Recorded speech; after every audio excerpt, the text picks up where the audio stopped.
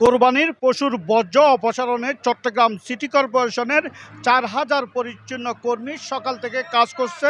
চট্টগ্রাম নগরীতে বেশিরভাগ এলাকায় বর্জ্য অপসারণ করা হয়েছে এবং চট্টগ্রামের সিটি কর্পোরেশনের মেয়র বিভিন্ন এলাকায় পরিদর্শন করেছে এবং তিনি বলছেন চট্টগ্রামের যে পশুর বর্জ্য সেই বর্জ্য বিকাল 5টার মধ্যে শতভাগ অপসারণ করা হবে। এবং আমরা দেখছি সকাল থেকে বর্জ্যগুলা বিভিন্ন ট্রাক করে অর্থাৎ 180টি ড্রাম ট্রাক রাখা হয়েছে। সেই ড্রাম ট্রাকে করে বর্জ্যগুলা তারা ডাম্পিংয়ে নিয়ে যাওয়া হচ্ছে এবং চট্টগ্রাম সিটি কর্পোরেশনের মেয়র পরিদর্শনে এসেছে। তিনি কি বলছেন আমরা শুনবো। অত্যন্ত আশাবাদী যে আমি 9টা 10টা 11টা পর্যন্ত অনেক জায়গায় পাটলিয়া, চকবাজার, দামপাড়া, লালখান বাজার জায়গায় আমি ঘুরেছি।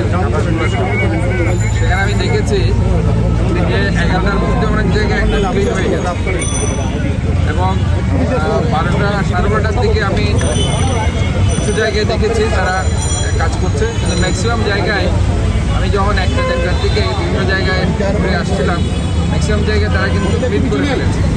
আলটিমেটলি আমরা যেটা আশা করছি যে আমরা এই 5টার মধ্যে আমরা যেটা বর্জ্যগুলো ক্লিন করতে পারবো, আমরা ইনশাল্লাহ সে কথায় আমরা বলছি, আমরা আশাবাদী এবং আমরা মনে করছি যে সবাই চট্টগ্রাম শহরকে সুন্দর রাখার জন্য যারা নিজেরা পশু কোরবানি দিয়েছে তারাও কিন্তু এই পরিষ্কার পরিচ্ছন্ন কার্যক্রমের সাথে যুক্ত হয়েছে এবং আমাদের যে পরিচ্ছন্ন কর্মকর্তা 4200 জন আজকে প্রতিটি ওয়ার্ডে তারা কাজ করছে।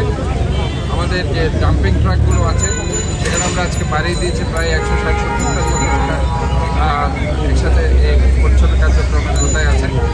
আমাদের প্রচুর ইকুইপমেন্টস আজকে আমরা করেছি এবং আমরা সেখানে যারা কাজ করছে তাদের জন্য খাবারের আমরা ব্যবস্থা রেখেছি। ওভারঅল সব মিলিয়ে আমাদের যে প্রস্তুতি আমরা বারবার যেটা বলছিলাম যে ইনশাল্লাহ আমরা আমাদের প্রস্তুতি রেখেছি। আজকে এখন পর্যন্ত আমরা অত্যন্ত স্যাটিসফাইড।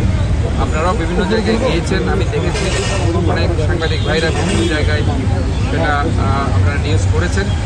তো তাতে করে আমি এটা বলতে পারি যে আমাদের যে কার্যক্রম পরিষ্কার পরিচ্ছন্নতার ব্যাপারে এবং বর্জ্য অপসারণের ব্যাপারে আমরা ইনশাল্লাহ আমরা মোটামুটি এই ছিল এখন পর্যন্তই আমার কাছে সর্বশেষ।